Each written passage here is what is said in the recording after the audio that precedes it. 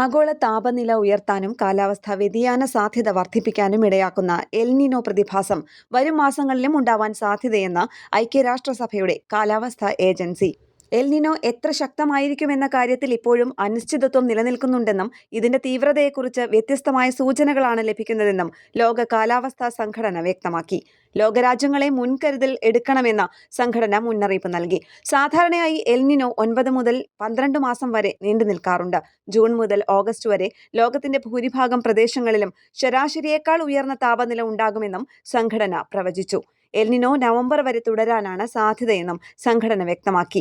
ഇത് വരൾച്ചയും കടുത്ത മഴയും വർദ്ധിപ്പിക്കും, കരയിലും സമുദ്രത്തിലും ഉഷ്ണതരംഗങ്ങളുടെ സാധ്യത കൂട്ടുമെന്നും സംഘടനാ സെക്രട്ടറി ജനറൽ സെലസ്റ്റി സൗലോ പറഞ്ഞു. ലോകം ഇതിനെ അടിയന്തര കാലാവസ്ഥാ മുന്നറിയിപ്പായി കാണണം. കത്തുന്ന തീയിലേക്ക് എണ്ണ ഒഴിക്കുന്നതിന് തുല്യമായിരിക്കും എൽ നിനോ വരുന്നതെന്നും അദ്ദേഹം പറഞ്ഞു.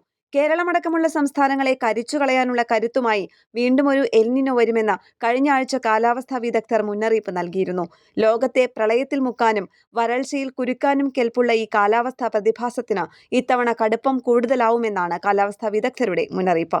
3 മുതൽ 7 വർഷം കൂടുമ്പോഴാണ് സ്വാഭാവികമായി സംഭവിക്കുന്ന എൽ നിനോ. എന്നാൽ ഈ വർഷത്തെ എൽ നിനോ ചരിത്രത്തിലെ ഏറ്റവും ശക്തമായി മാറുമെന്നാണ് പ്രവചനം. അതിന് കാരണം ക്ലൈമറ്റ് ചേഞ്ച് ആണ്, അഥവാ കാലാവസ്ഥാ വ്യതിയാനം. ഭൂമിയുടെ ഒരു ഭാഗത്ത് വെള്ളപ്പൊക്കവും മറുഭാഗത്ത് കടുത്ത വരൾച്ചയും ഉണ്ടാക്കുന്ന ഒരു ആഗോള പ്രതിഭാസമാണ് എൽ നിനോ.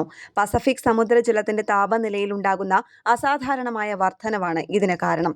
സ്പാനിഷ് ഭാഷയിൽ കുട്ടി, പ്രത്യേകിച്ച് ഉണ്ണിയേശു എന്നാണ് എൽ നിനോ എന്ന വാക്കിന്റെ അർത്ഥം. ക്രിസ്മസ് സമയത്ത് സൗത്ത് അമേരിക്കൻ തീരങ്ങളിൽ കണ്ടു തുടങ്ങുന്നതുകൊണ്ടാണ് ഈ പേര് വന്നത്. ഇന്റർനാഷണൽ ഡെസ്ക്, കേരള പ്രണാമം.